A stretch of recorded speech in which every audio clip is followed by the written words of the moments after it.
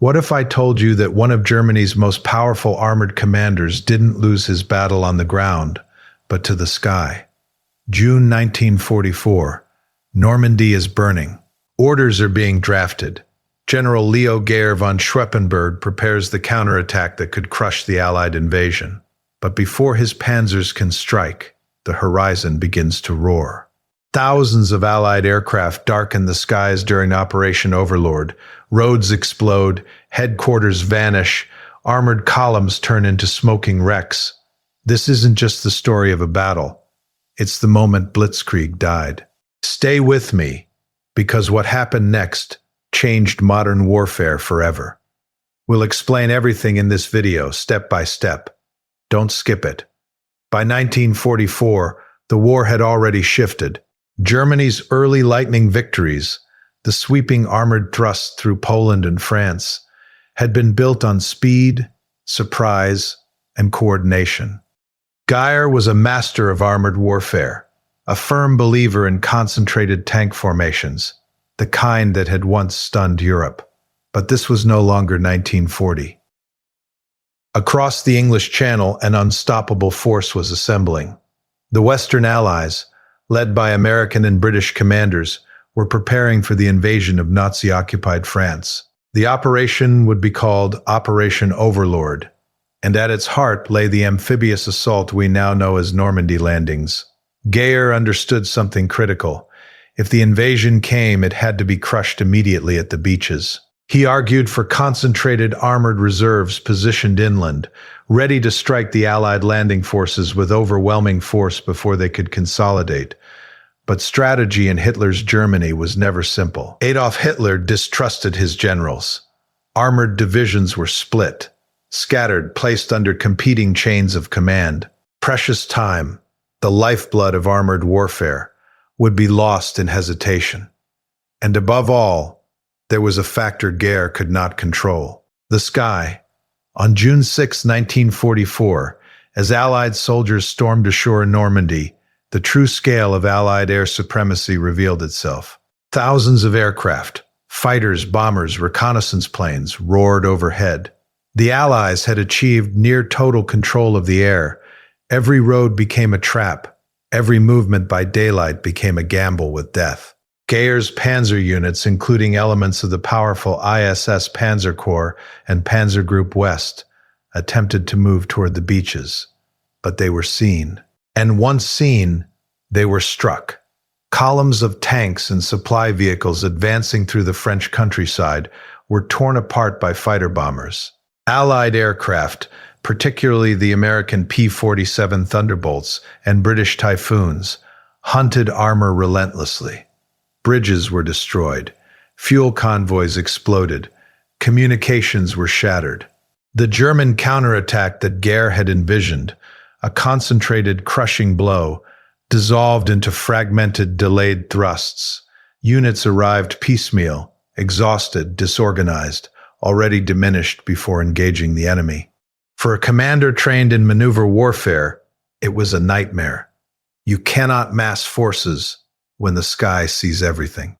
You cannot surprise an enemy when reconnaissance aircraft track every movement.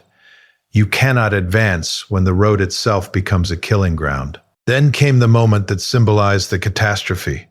On June 10, 1944, Allied bombers targeted the headquarters of Panzer Group West at Caine. In a devastating airstrike, heavy bombers flattened the command center. Dozens of officers were killed.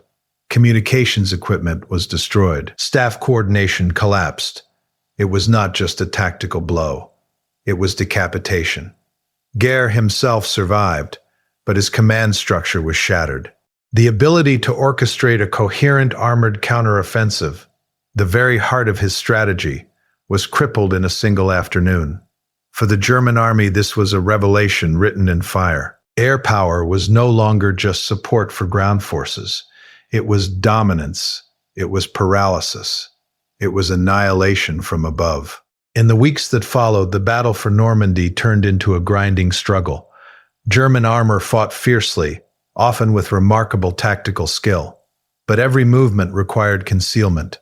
Every daylight maneuver risked destruction. Fuel shortages worsened as Allied aircraft relentlessly bombed rail lines and supply depots. The once proud Panzer divisions were reduced not only by enemy tanks and infantry, but by aircraft that struck far behind the front lines. Geyr, a professional soldier shaped by an earlier era, was forced to confront a brutal truth. The battlefield had changed forever. The catastrophic encounter with Allied air power was not merely a defeat of men or machines. It was the collapse of a doctrine. Blitzkrieg had depended on mobility and shock, but mobility under enemy air supremacy becomes vulnerability. Speed becomes exposure. Concentration becomes a target. And in Normandy, the Allies proved that mastery of the air could suffocate even the most formidable armored force. There is something deeply human in this story.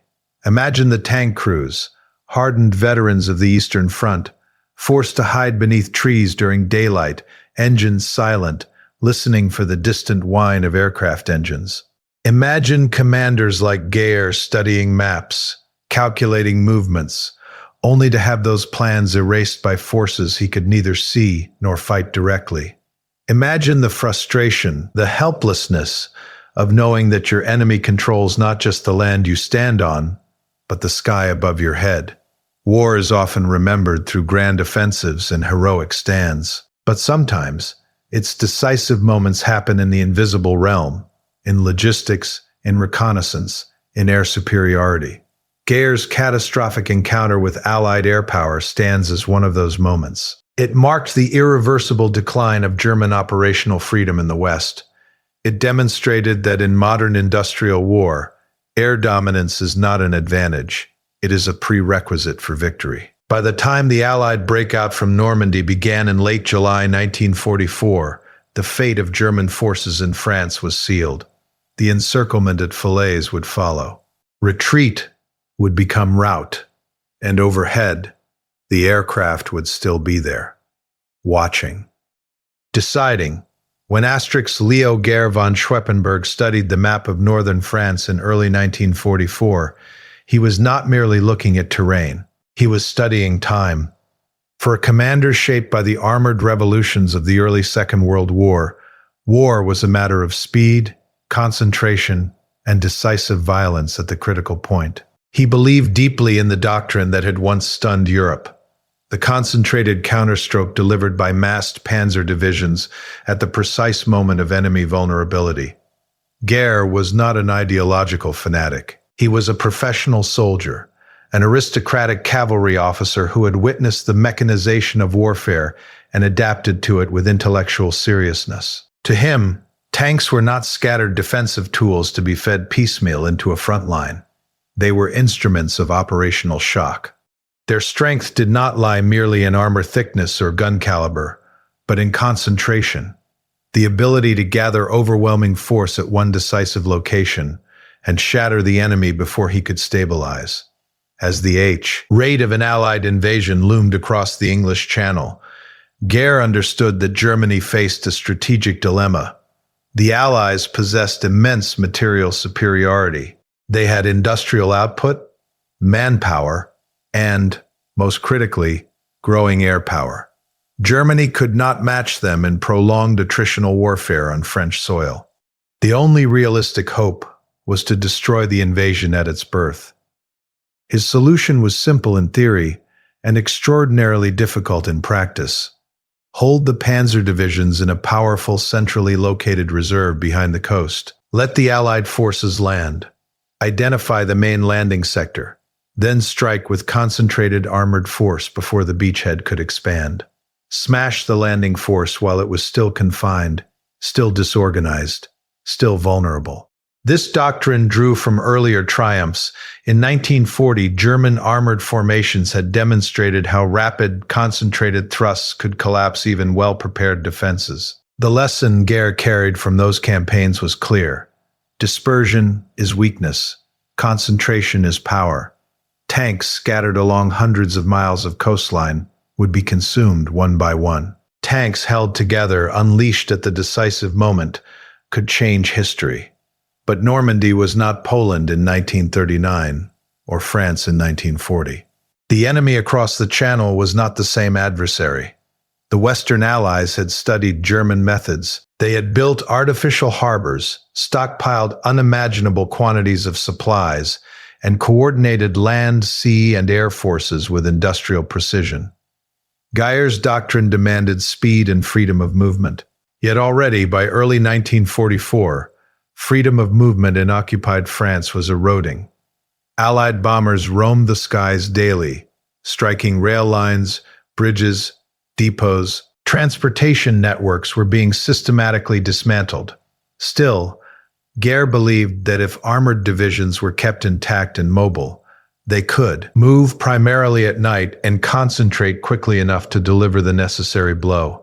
He argued fiercely against the idea of placing tanks directly on the beaches as static defenders. Coastal positions, he believed, would be pulverized by naval gunfire before the tanks could even engage. Fixed defenses would become graves. His strategic dispute was not abstract. Within the German High Command, there was deep disagreement. Field Marshal Erwin Rommel, commanding Army Group B, feared that Allied air power would prevent large-scale armored movements inland once the invasion began. Rommel wanted tanks positioned closer to the coast, ready to counterattack immediately. Geyr disagreed. He believed that armor tied too closely to the shoreline would be fragmented and destroyed in detail. The Panzer divisions had to remain operational reserves, cohesive, disciplined, and unleashed at the decisive hour. This debate was not merely tactical. It reflected two visions of how to survive under growing Allied air dominance. Geyr still believed in operational maneuver, in the possibility that a well-coordinated armored mass could punch through the invasion force and roll it back into the sea. His faith was not blind optimism. It was rooted in a professional understanding of armored warfare's logic. If the Allies were allowed to build up forces inland, Germany's numerical inferiority would become fatal. The invasion had to be broken within the first critical days. At the heart of his thinking was timing. The first 48 to 72 hours would decide everything. Allied forces landing on French soil would initially be constrained, bottlenecked by beaches dependent on fragile supply lines from ships offshore. If struck with concentrated armor before they secured ports and expanded their perimeter, their momentum could be shattered. Panic could spread. Political shockwaves could ripple through London and Washington. The invasion might falter, but to execute such a counterstroke required clarity of command and immediate authorization. Here lay the fatal flaw in the system Geyr served. Adolf Hitler insisted on retaining personal control over the release of key Panzer reserves. Divisions were divided between different commands. Authorization chains were tangled in politics and distrust. The very concentration Geyr demanded was undermined before a single shot was fired. Still, in his staff conferences and operational planning, Geyr persisted. He prepared for the moment when the invasion would reveal its main thrust. He envisioned armored columns converging like steel rivers, striking the Allied lodgment with overwhelming force. His doctrine rested on discipline, the refusal to commit armor prematurely, the patience to wait for clarity, and then the violence to act decisively. In this vision, the Panzer divisions were not merely defensive units. They were strategic weapons. Their shock value depended on their preservation until the exact moment of necessity. Geyr feared that once committed piecemeal, they would bleed away their strength without achieving operational breakthrough. A tank battalion here, a regiment there, such fragmentation would only delay the inevitable. Behind his calculations lay an unspoken anxiety. Germany was fighting on multiple fronts. The Eastern Front consumed enormous resources. The Luftwaffe was no longer the invincible shield it once had been. Industrial output was strained.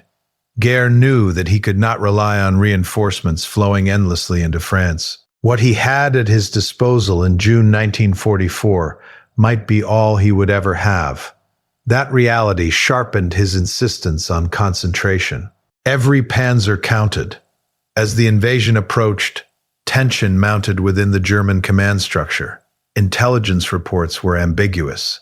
Decisive. PTION operations by the Allies suggested landings at Pas de Calais. Uncertainty spread. Geyr's doctrine required correct identification of the main landing zone. A misjudgment would scatter reserves in the wrong direction. Yet holding them too long would concede precious time. He stood at the intersection of doctrine and reality, of theory and unfolding catastrophe. His armored counterattack doctrine was bold, rational within its own logic, and dependent on a degree of operational freedom that Germany no longer fully possessed. It assumed that the decisive battle could still be fought on land, that steel and maneuver could still overwhelm numbers if applied with precision. In the quiet hours before June 6, 1944, the Panzer divisions waited inland, engines silent, crews tense. They represented not just Germany's armored strength in the West, but Geyr's belief in a particular vision of warfare, one in which concentration, timing, and shock could reverse even the gravest strategic imbalance. In the vast preparation for Operation Overlord, the Allies understood something that Germany had once mastered, but now fatally underestimated. Control the sky, and you control the battlefield below. The invasion of Western Europe would not begin with the first soldier stepping onto sand. It would begin months earlier in the systematic destruction of Germany's ability to move, reinforce, and respond. By June 1944, Allied air supremacy over northern France was not simply an advantage. It was a suffocating presence that shaped every German decision before the first landing craft touched the shore. For years, the Luftwaffe had symbolized German dominance. In 1939 and 1940, it had cleared the skies for Blitzkrieg, striking airfields, railways, and defensive positions with ruthless efficiency. But war is a contest of endurance as much as of innovation. By 1944, Germany's air for sea was depleted, overstretched, and increasingly defensive. Pilot losses on the Eastern Front, fuel shortages, and relentless Allied bombing of aircraft factories had reduced the Luftwaffe to a shadow of its former self. Meanwhile, Britain and the United States had transformed their industrial might into a relentless aerial machine. Allied strategy for Overlord rested on layers of air power. Heavy bombers struck deep into occupied France and Germany, crippling infrastructure. Medium bombers targeted rail yards and communication hubs closer to the coast. Fighter bombers prowled at lower altitudes, ready to strike any movement detected on roads or railways. Reconnaissance aircraft mapped terrain with photographic precision. The result was not just destruction, it was paralysis. In the months leading up to the invasion, Allied aircraft systematically dismantled the French transportation network. Bridges collapsed into rivers, rail lines twisted into useless metal, marshalling yards burned through the night. German commanders watched as their logistical arteries were severed one by one. Supplies that once flowed efficiently from depots to frontline units now crawled along damaged routes, vulnerable at every turn. Fuel, ammunition, spare parts all became increasingly scarce in the very region where Germany expected to fight a decisive battle. This was the silent prelude to the storm. Air supremacy meant more than bombing targets. It meant visibility. Allied reconnaissance aircraft flew daily over northern France, photographing defensive positions, artillery emplacements, and troop concentrations. The invasion planners in Britain possessed an astonishingly detailed understanding of German deployments. The defenders, by contrast, had limited knowledge of Allied assembly areas across the Channel. German reconnaissance flights over southern England were rare and dangerous. The imbalance of information widened the strategic gap. When June 6, 1944 arrived, the scale of Allied air presence was overwhelming. Thousands of aircraft filled the skies over Normandy. Paratroopers dropped behind enemy lines under the cover of night. At dawn, waves of bombers struck coastal defenses. Naval vessels offshore added their thunder to the bombardment. For German soldiers on the ground, the sky seemed alive with engines. Air supremacy translated into immediate operational consequences. German armored units attempting to move toward the beaches quickly learned that daylight travel invited destruction. Fighter bombers such as the American P-47 Thunderbolt and the British Hawker Typhoon roamed freely, scanning roads and open fields for targets. The distinctive scream of diving aircraft became a signal of sudden death. Tanks, trucks, and half-tracks erupted in fire under rocket and bomb strikes. Even when the physical damage was limited, the psychological effect was profound. Movement slowed to a crawl, units dispersed into wooded areas hiding under tree cover during daylight hours. Orders had to account for air patrol patterns. What had once been rapid armored maneuver became cautious, fragmented progress. Time, the critical element in repelling an amphibious invasion, slipped away. For German commanders like Leo Geyr von Schweppenburg, the implications were devastating. His doctrine relied on concentrated counterattack. But concentration requires assembly. Assembly requires at least partial freedom from observation and attack. Allied air supremacy denied all three. The destruction of bridges and rail lines further compounded the crisis. Heavy armored divisions depended on rail transport for rapid redeployment across long distances. With rail hubs shattered and locomotives destroyed, divisions had to move by ROA, consuming precious fuel and exposing themselves to air attack. Columns stretched for miles, vulnerable and slow. A single destroyed vehicle could block narrow French roads, creating bottlenecks that aircraft exploited mercilessly. The Allies understood that every hour of delay strengthened their beachhead. Air power was used not only to strike frontline positions but to isolate the battlefield. Reinforcements moving from other regions of France faced constant harassment. Night offered some respite, but darkness also brought confusion, navigation difficulties, and mechanical strain. Vehicles broke down. Units became separated. Coordination suffered. Meanwhile, Allied ground forces operated under the protective umbrella of their own air forces. When German counterattacks began to form, forward air controllers could call in strikes with increasing efficiency. The battlefield became a dynamic web of communication between infantry on the ground and aircraft overhead. German forces, lacking comparable coordination and air cover, found themselves reacting rather than initiating. Air supremacy also altered the tempo of combat.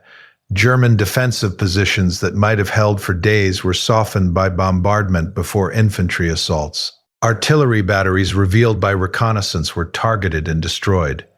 Supply dumps exploded in secondary detonations visible for miles. The cumulative effect was erosion, not a single decisive blow, but continuous attrition from above. Weather played a temporary role in delaying the invasion by one day, yet even poor conditions could not erase the structural dominance the Allies had achieved. When skies cleared, aircraft returned in force. The German hope that weather might neutralize air power proved fleeting. The underlying imbalance remained. The skies over Normandy in June 1944, where was no longer auxiliary. It was not merely support for ground operations. It was an operational instrument capable of shaping the entire theater. It dictated when and where movement could occur. It determined which reinforcements would arrive intact and which would be reduced to smoking wreckage along French roads. German soldiers learned to fear the open landscape. A quiet field could erupt in chaos within seconds. The hum of engines overhead became an omnipresent threat. Camouflage and concealment became as important as firepower. Yet concealment could not compensate for strategic disadvantage. The Allies chose the time and place of invasion, and their aircraft ensured that German responses would be fragmented and delayed. By the end of the first day of Operation Overlord, it was evident that the battle would not be decided solely by courage on the beaches or resistance in the hedgerows. It would be decided by who could move freely and who could not. Allied air supremacy turned roads into traps and daylight into exposure. It forced German commanders to operate under constant observation, stripping them of the initiative that had once defined their early war successes. In this new reality, every German plan had to pass an invisible test. Could it survive the sky? On the morning of June 6, 1944, As the first waves of Allied troops pushed onto the beaches of Normandy during Normandy landings, the German High Command faced a moment of truth. For years, they had anticipated this invasion. They had built fortifications, laid mines, positioned artillery. But the decisive question was never whether the Allies would land. It was how quickly Germany could respond once they did. The doctrine held by commanders like Leo Geyr von Schweppenburg has to be dependent on speed and concentration.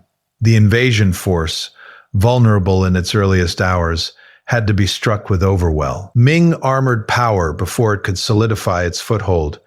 Yet from the very first hours of D-Day, the German response faltered, not from lack of will, but from confusion, delay, and fragmentation. The night before the landings, reports began filtering in of parachute drops behind the lines. Conflicting intelligence suggested multiple possible invasion sites. Some German commanders believed Normandy was a diversion, the real assault yet to come at Pas de Calais. The success of Allied deception operations deepened uncertainty. In the fog of incomplete information, hesitation took root. Critical armored divisions were not immediately released. Authority to deploy key Panzer reserves rested with Adolf Hitler, who was asleep when the invasion began. Field commanders lacked the autonomy to act decisively. Hours passed. Those hours were priceless. By the time permission was granted to move certain armored units, the Allies had already secured significant portions of the beaches. Infantry divisions positioned along the coast were engaged in desperate defensive fighting. The opportunity for an immediate, concentrated blow was slipping away.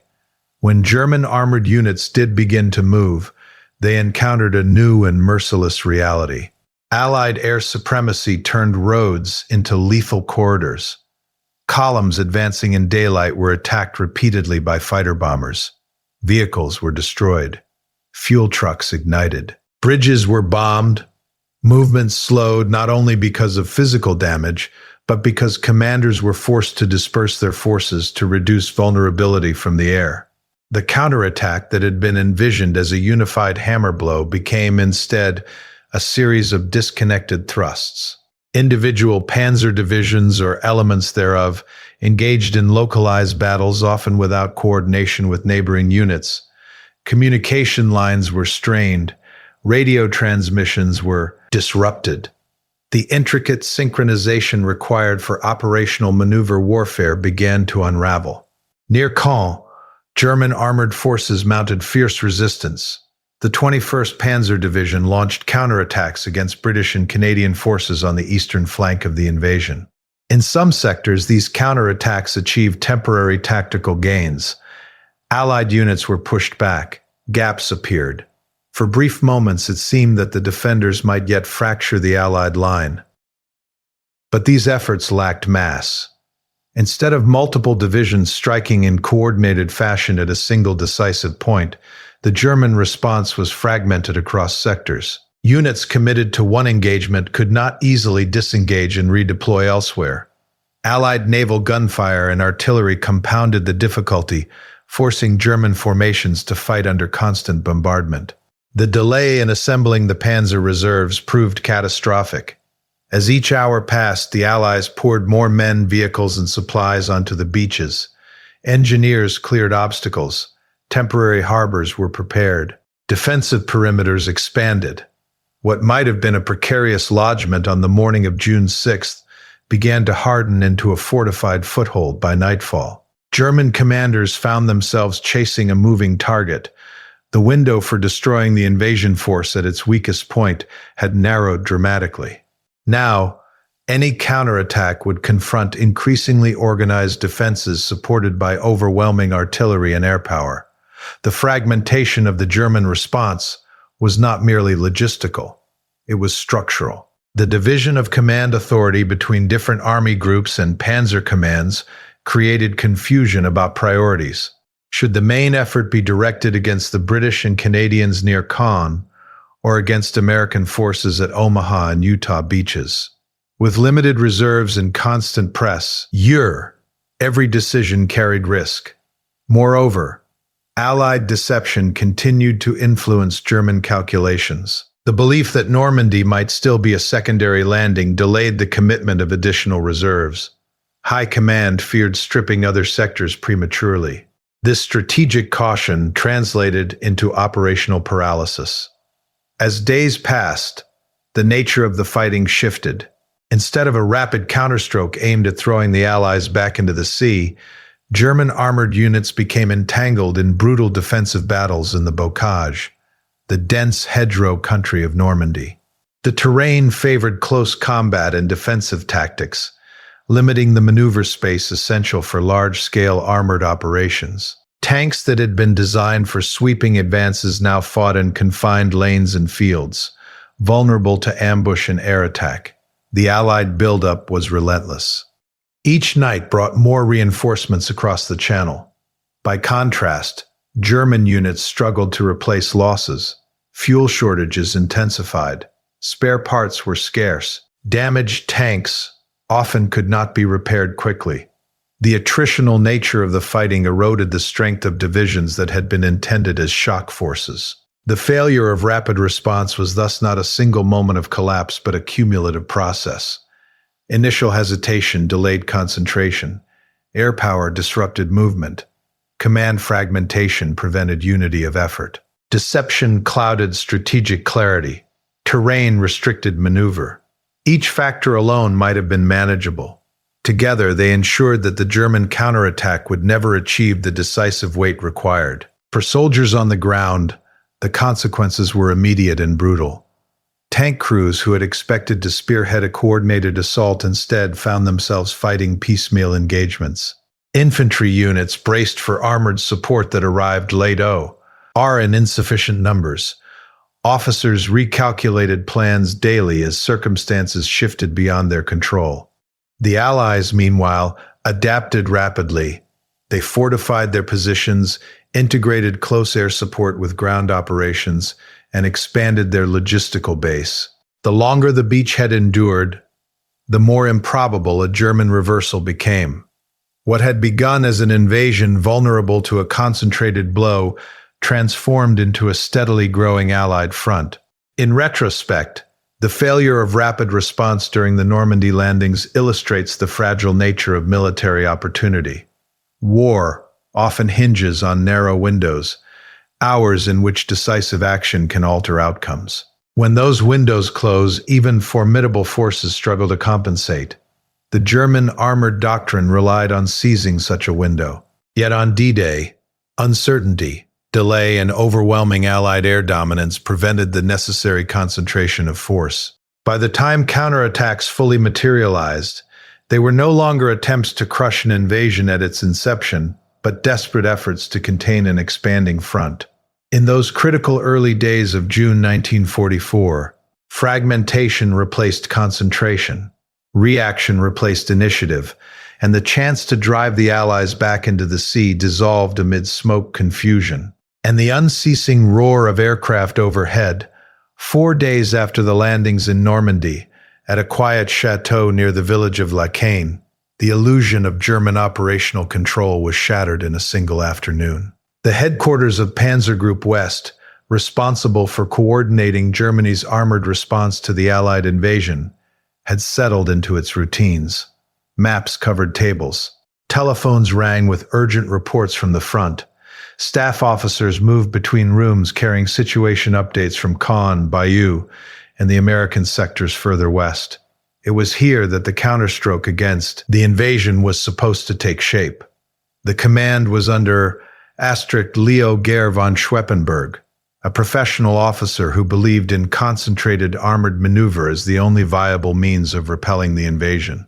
His task was monumental: to coordinate multiple Panzer divisions, align them under a coherent operational plan, and deliver a decisive blow before the Allied foothold became irreversible. Yet even as he worked to impose order on a fragmented battlefield, Allied reconnaissance aircraft were watching.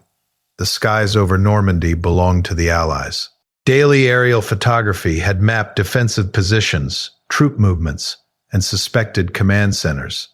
The chateau at Caine, with its increased radio traffic and vehicular activity, did not escape notice. The Allies understood that destroying tanks was important, but destroying the mind that directed them was transformative. On June 10, 1944, the calm of the Norman countryside was broken by the distant rumble of engines. Allied aircraft, medium and fighter bombers, approached with precision. This was not a random strike. It was a deliberate attempt to decapitate German command and control at a critical moment in the campaign. Without warning sufficient to evacuate effectively, bombs fell upon the headquarters complex. Buildings erupted in flame and debris. Communications vehicles were obliterated. Radio equipment was torn apart. Staff officers were killed at their desks, buried under collapsing walls or struck by shrapnel in open courtyards. The blast waves shattered windows miles away. Within minutes, the operational brain of Germany's armored response in Normandy was in ruins. The human toll was devastating. Dozens of officers and communication specialists were killed or wounded. Experienced staff men who carried the institutional memory of armored warfare, who understood the intricate coordination required, wired between divisions, were gone. Surviving personnel staggered through smoke and rubble, searching for wounded comrades, attempting to salvage documents and equipment from the wreckage. Geyr himself survived the attack, but survival did not equate to continuity. A headquarters is more than a physical location. It is a web of communication lines, intelligence assessments, and coordinated planning. When that web is severed abruptly, confusion spreads faster than fire. The destruction at Caine represented more than a tactical setback. It was a blow to operational cohesion. Panzer divisions already struggling with fragmented deployment now found their central coordinating authority crippled. Orders that had been in preparation were delayed or lost. Field units seeking guidance received silence or conflicting instructions. In modern warfare, command and control are the invisible architecture upon which everything depends. Tanks and infantry may occupy the visible battlefield, but their effectiveness rests on synchronized timing, shared intelligence, and unified direction. By targeting the headquarters, the Allies attacked that architecture directly. The psychological impact was equally profound. German commanders had already been operating under constant pressure from Allied air supremacy. Roads were unsafe. Daylight movement invited attack. Now, even the presumed safety of rear area command posts was exposed as an illusion. The message was unmistakable. Nowhere was beyond reach. For the Panzer formations in Normandy, the strike compounded existing difficulties. Coordination between units became erratic. Communication channels had to be re-established under emergency conditions. Replacement headquarters locations were improvised, often less secure and less efficient. In the midst of intense fighting near Caine and elsewhere, operational tempo suffered. The timing the strike was critical. The invasion was still in its early stages. German forces were attempting to mount coherent counterattacks to contain and potentially fracture the Allied lodgment. Every hour counted. The loss of a functioning headquarters during this window magnified the consequences. Allied planners understood the strategic value of such disruption. Air power was not solely about destroying material at the front. It was about isolating, disorganizing, and destabilizing the enemy's ability to think and respond. The bombing of Caine demonstrated the maturation of this approach. Intelligence gathering, target selection, and coordinated execution combined to strike at the operational core. In the aftermath, efforts were made to reconstruct command structures. Temporary facilities were established. Surviving officers attempted to reassert control, yet rebuilding a shattered command during active combat is fraught with difficulty. Relationships between staff members, routines of information flow, and established planning processes cannot be instantly replicated. Meanwhile, Allied forces continued to expand their beachhead. Reinforcements poured in. Artillery positions multiplied. Air support remained constant. The destruction of Panzer Group West's headquarters reduced the likelihood of a unified, decisive German counteroffensive at precisely the moment such an effort was most necessary. For Geyr, The bombing underscored the transformation of warfare he was witnessing firsthand. Traditional assumptions about rear area security no longer applied. The front line was no longer a fixed boundary. Air power extended the battlefield deep into what had once been considered safe zones. The Caine strike also revealed the vulnerability inherent in centralized command structures under conditions of air dominance. A concentrated headquarters facilitated coordinating, but it also presented a lucrative target. The very effort to unify armored forces under one operational umbrella created a focal point that could be identified and destroyed. German forces in Normandy would continue to fight with determination and tactical skill. Individual units conducted fierce defensive actions and localized counterattacks, but the loss of coherent, centralized direction at a crucial juncture weakened the overall effort. The bombing of the headquarters was not a dramatic clash of tank against tank, nor a desperate infantry charge across open ground. It was a surgical blow delivered from above, aimed at the connective tissue of the German defense. In minutes, months of planning and organizational structure were reduced to rubble. As smoke drifted over the shattered chateau at Caine, the consequences extended far beyond the physical destruction. Orders that might have synchronized divisions were delayed. Counterattacks that required precise timing faltered. Confidence in rear area security evaporated. The devastation at Panzer Group West's headquarters illustrated a brutal truth of the Normandy campaign. In an era of overwhelming air superiority, even the command centers directing armored warfare could be hunted, identified, and annihilated with devastating precision. In the early years of the Second World War, the word Blitzkrieg carried an aura of inevitability. It described not merely a tactic but a philosophy of war. Speed over stagnation, shock over attrition, decisive maneuver over static defense. German armored columns slicing through Poland in 1939 and France in 1940 seemed to embody a new era. Tanks moved with breathtaking momentum, supported by close air power, coordinated by flexible command structures. The enemy collapsed not only because of material defeat, but because the tempo of attack shattered their ability to react. By 1944 in Normandy, that philosophy faced its harshest reckoning. The armored doctrine that commanders like Leo Geyr von Schweppenburg believed in was built upon mobility. Tanks were meant to mass quickly, exploit weak points, and surge into the enemy's operational depth. The battlefield was to be fluid, dynamic, unpredictable. Concentration at the decisive point was everything. But concentration required freedom of movement, and freedom of movement required at least contested control of the skies. In Normandy, the sky was no longer contested. During Operation Overlord, Allied air supremacy did more than provide close support to ground troops. It imposed a new set of physical and psychological constraints on German armored forces. Every road became observable. Every convoy risked immediate attack. Daylight movement invited destruction from above. Blitzkrieg depended on surprise.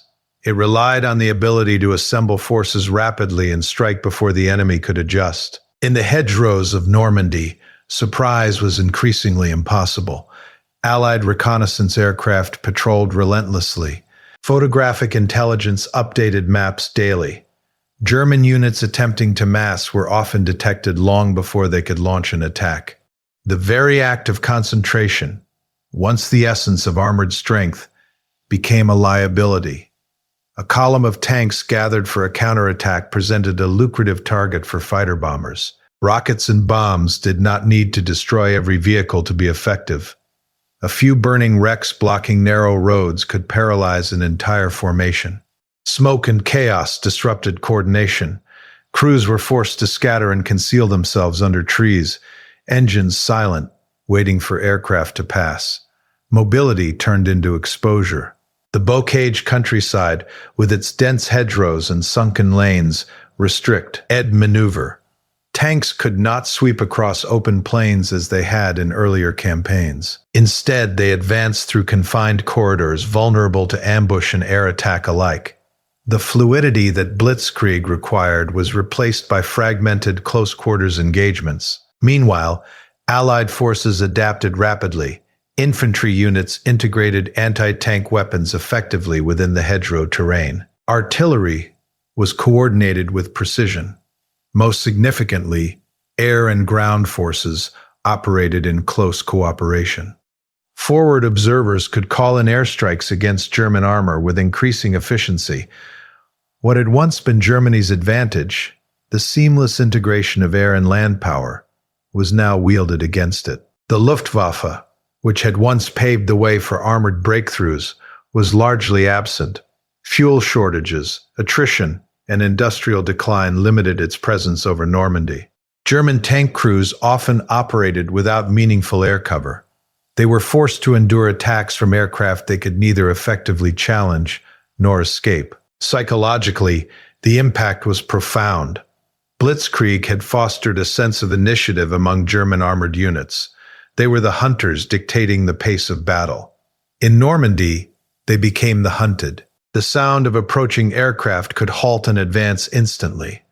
Commanders had to calculate not only enemy positions on the ground, but also the likelihood of air patrols overhead. The doctrine of rapid exploitation, pushing through a breakthrough and driving deep into enemy rear areas, was rendered nearly impossible. Any sustained advance in daylight risked catastrophic losses. Night movement offered some respite, but darkness brought its own complications. Navigation errors, mechanical breakdowns, loss of coordination. The seamless tempo that Blitzkrieg demanded dissolved into cautious, fragmented operations. Fuel shortages further eroded mobility. Allied bombing of railways and depots reduced supplies reaching the front. Tanks without fuel were immobile fortresses, powerful but inert. The logistical foundation necessary for rapid maneuver warfare was crumbling. Even when armored units achieved local successes, they struggled to sustain momentum. As the Allied beachhead expanded following the Asterix Normandy landings, German forces were increasingly forced into defensive postures. Counterattacks occurred, often with bravery and tactical skill, but they lacked the overwhelming concentration and speed characteristic of earlier campaigns. Instead of decisive breakthroughs, there were grinding battles for villages, crossroads, and fields bounded by hedgerows. The transformation was not instantaneous, but cumulative. Each failed counterattack, each destroyed column, each disrupted assembly reinforced a new reality. The principles that had once delivered rapid victories could not function under conditions of absolute enemy air dominance and industrial superiority. Blitzkrieg had assumed that control of the air would at least be shared. In 1940, German aircraft had neutralized opposing air forces long enough for armored columns to operate with relative freedom. In Normandy, the situation was reversed. Allied aircraft roamed almost unopposed. The asymmetry was stark. The death of Blitzkrieg in Normandy was not a dramatic collapse marked by a single battle. It was a gradual suffocation. Mobility slowed. Concentration fractured. Initiative evaporated. What remained were isolated acts of resistance, no longer part of a sweeping operational vision, but fragments of a defensive struggle. For commanders like Geyr, who had built their professional identity around armored maneuver, the implications were stark. The doctrine itself was not inherently flawed. Tanks remained formidable weapons, but doctrine cannot exist independently of context. When the conditions that enable it disappear, its effectiveness fades. Allied air power did not merely destroy vehicles, it dismantled the operational environment required for Blitzkrieg to function. Roads under constant surveillance prevented surprise. Bridges destroyed from above hindered rapid redeployment. Headquarters targeted by bombers disrupted coordination. Fuel supplies dwindled under sustained interdiction. Modern warfare had entered a phase in which dominance in the air determined the possibilities on the ground. The battlefield was no longer defined solely by terrain and troop strength. It was defined by visibility, logistics, and the ability to strike deep behind enemy lines at will. In Normandy, The armored spearhead that had once symbolized German military innovation found itself constrained, exposed, and increasingly reactive. Steel and courage alone could not overcome the relentless presence overhead. The rhythm of Blitzkrieg, swift concentration, explosive breakthrough, rapid exploitation, was replaced by delay, disruption, and attrition under the shadow of Allied aircraft circling endlessly above the fields of France. Thank you for listening, and don't forget to like and subscribe.